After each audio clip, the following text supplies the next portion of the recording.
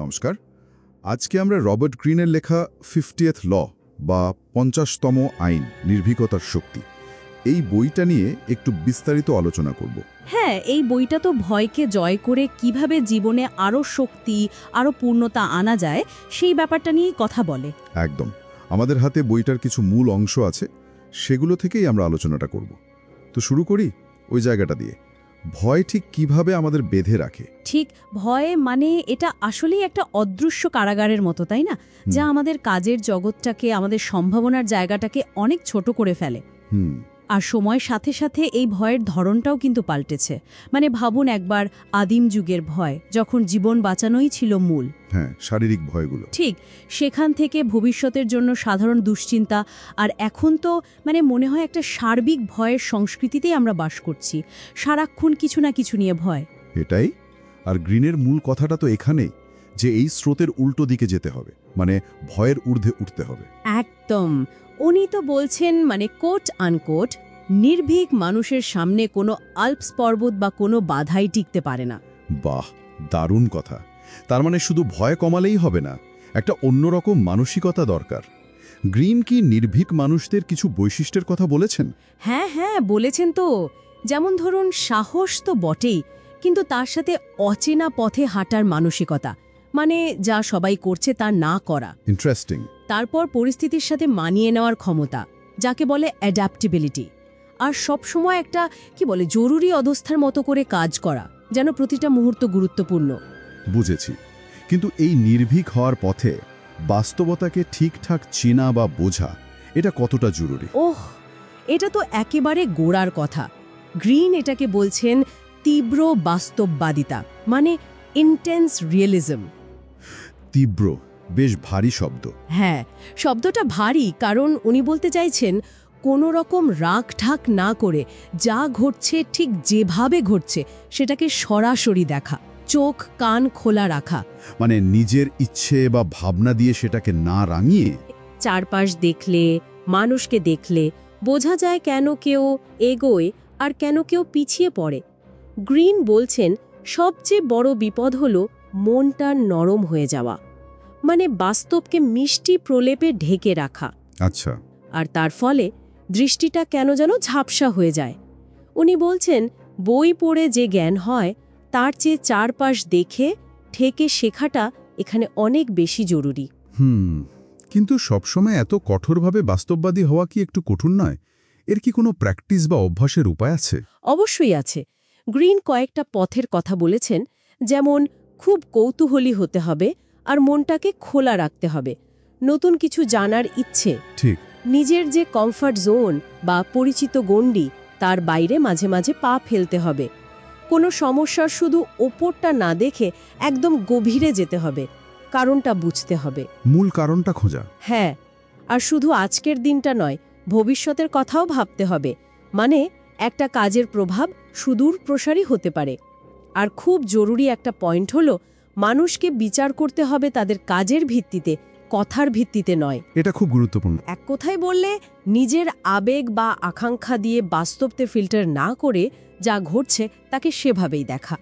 একটু কঠিন, কিন্তু এটাই নির্ভীক হওয়ার প্রথম ধাপ।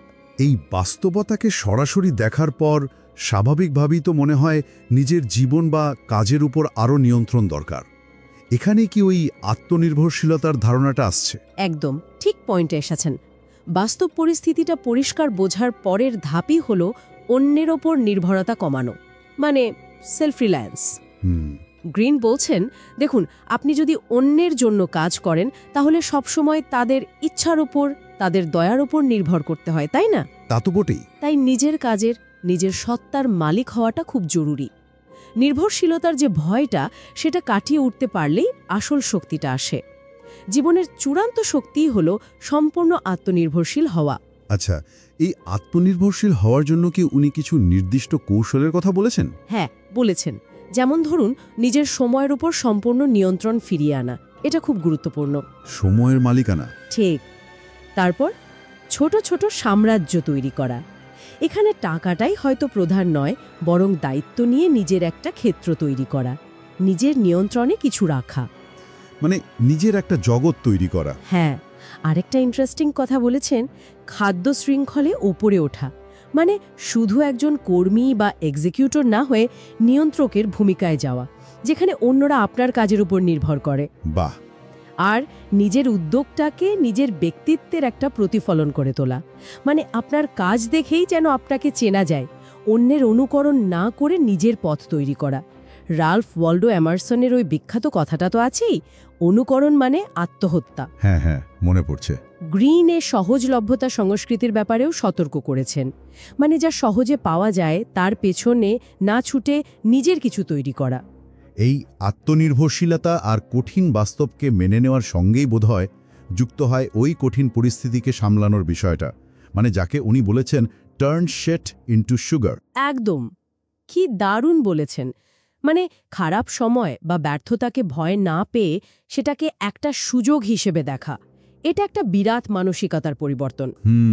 গ্রিনের দর্শনটা হলো জীবনে খারাপ কিছু ঘটবেই, সেটাকে অপ্রত্যাশিত কিছু না ভেবে স্বাভাবিক ধরে নিয়ে কিভাবে এগোনো যায় সেটাই ভাবা, মানে ধাক্কাটাকে অ্যাবজর্ভ করা। হ্যাঁ, অনেকটা তাই। উনি বলছেন ভালো সময়ে খুব বেশি আত্মবিশ্বাসী না হয়ে সতর্ক থাকতে, আর খারাপ সময়ে ভেঙে না পড়ে আরও সাহসী আর উদ্যমী হতে, কারণ কঠিন পরিস্থিতি আসলে নিজেকে প্রমাণ করার, নতুন কিছু শেখার সুযোগ এনে দেয়। Interesting approach. এমনকি উনি এও বলেন যে অনেক সময় পুরোপুরি প্রস্তুত হওয়ার আগেই কাজে নেমে পড়া উচিত, কারণ প্রয়োজনের চাপেই নাকি আমাদের ভেতরের শক্তিটা বাড়ে। বাহ! কিন্তু আজকাল তো সবাই খুব দ্রুত সাফল্য চায়, মানে ইনস্ট্যান্ট রেজাল্ট। এই যে ধৈর্য ধরে এগিয়ে যাওয়া, প্রসেসটাকে সম্মান করা, এটা তো অনেকের কাছেই বেশ বোরিং বা বিরক্তিকর মনে হতে পারে। ঠিক এখানেই গ্রিন একটা বড়সড় ধাক্কা দেন। উনি এই দ্রুত ফল পাওয়ার আকাঙ্ক্ষাকে একরকম বোকামিই বলেন। তাই? হ্যাঁ, উনি বলছেন দীর্ঘস্থায়ী মূল্যবান কিছু তৈরি করতে হলে ধৈর্য আর কঠিন পরিশ্রমের কোনো বিকল্প নেই। বইটাতে 50 সেন্টের একটা উদ্ধৃতি আছে, খুব মজার। বেশিরভাগ মানুষ একঘেয়েমি সহ্য করতে পারে না, আর তারপর ভাবে তারা কেন অসুখী। হ্যাঁ, এটা তো সত্যি। ইতিহাসেও যদি দেখেন, বড় বড় যারা সাধক, তাদের সাফল্যের পিছনে ছিল দিনের পর দিন, বছরের পর বছর ধরে একই কাজের পুনরাবৃত্তি, অধ্যাবসায়, ওই বোরিং প্র্যাকটিস। মাস্টারিতে এভাবেই আসে। একদম। শেখার প্রক্রিয়াটা সময়ের সাপেক্ষ, এই সত্যিটা মেনে নিতে হবে। একঘেয়েমিকে হয়তো এভাবেও দেখা যায়, এটা একটা সিগন্যাল যা বলছে একটু থামো, ধীর হও, বাইরের ছোটাছুটি বা বিক্ষেপ খোঁজা বন্ধ করো, ফোকাস করো। ঠিক। আর সবশেষে গ্রিন যে বিষয়টা এনেছেন সেটা বেশ গভীর। মৃত্যুর মুখোমুখি হওয়া, মানে কনফ্রন্টিং মর্টালিটি। জীবনের এই শেষ পরিণতির ভাবনা কিভাবে আমাদের সাহায্য করতে পারে? শক্তিশালী ধারণা, যদিও একটু ভীতিপ্রদও লাগতে পারে শুরুতে। গ্রিন মনে করেন জীবনের যে কোনো কিছু, সবকিছু ছেড়ে দেওয়ার জন্য মানসিকভাবে প্রস্তুত থাকতে পারাটাই হলো চূড়ান্ত নির্ভীকতা। সবকিছু ছেড়ে দেওয়ার প্রস্তুতি? হ্যাঁ, মৃত্যুকে যখন আমরা জীবনের একটা অবশ্যম্ভাবী অংশ হিসাবে গ্রহণ করতে পারি, তখন আমরা অনেক ছোটখাটো উদ্বেগ, অপ্রয়োজনীয় ভয়, অর্থহীন প্রতিক্রিয়া এগুলোর থেকে মুক্তি পাই। মানে পার্সপেক্টিভটা বদলে যায়। ঠিক তাই, জীবনের প্রতি দৃষ্টিভঙ্গিটাই পাল্টে যায়। তুচ্ছ জিনিসগুলো আর অত বড় মনে হয় না, কোনটা সত্যি জরুরি সেটা পরিষ্কার হয়ে যায়। এটা এক ধরনের লিবারেশন বা মুক্তি দেয়। দারুণ। তাহলে আমরা যদি পুরো আলোচনাটা একটু গুছিয়ে নিই, রবার্ট গ্রিনের 50তম আইন ভয়কে জয় করার জন্য আমাদের কয়েকটা শক্তিশালী হাতিয়ার দিচ্ছে: নির্ভীকতা অর্জন, কঠোর বাস্তববাদিতা, আত্মনির্ভরশীলতা, কঠিন পরিস্থিতিকে সুযোগে বদলে ফেলার মানসিকতা, ধৈর্য ধরে প্রক্রিয়ার প্রতি শ্রদ্ধাশীল হওয়া, আর সবশেষে মৃত্যুর অনিবার্যতার মুখোমুখি হওয়া। একদম ঠিক। এই সবগুলো মিলেই ভয়কে অতিক্রম করে জীবনের শক্তি আর পূর্ণতা আনার একটা পথ তৈরি হয়। এই আলোচনাটা শেষ করার আগে একটা প্রশ্ন হয়তো রেখে যাওয়া যায় সবার ভাবনার জন্য। অবশ্যই। এই যে ধারণাগুলো আমরা শুনলাম, নির্ভীকতা, বাস্তববাদিতা, আত্মনির্ভরশীলতা, এগুলো জানার পর নিজের প্রতিদিনের সিদ্ধান্ত আর দীর্ঘমেয়াদী লক্ষ্যে এগুলোকে কিভাবে কাজে লাগানো যেতে পারে? আর ওই যে শেষের ব্যাপারটা, মৃত্যুর কথা মাথায় রাখা বা সবকিছু ছেড়ে দিতে প্রস্তুত থাকার চিন্তাটা, এটা আমাদের এখনকার কাজ, সম্পর্ক, এগুলোর উপর ঠিক কী প্রভাব ফেলতে পারে, এটা নিয়ে কিন্তু সত্যিই ভেবে দেখার অনেক অবকাশ রইল। নিশ্চয়ই। আজকের মতো এখানেই শেষ করছি। নমস্কার। নমস্কার।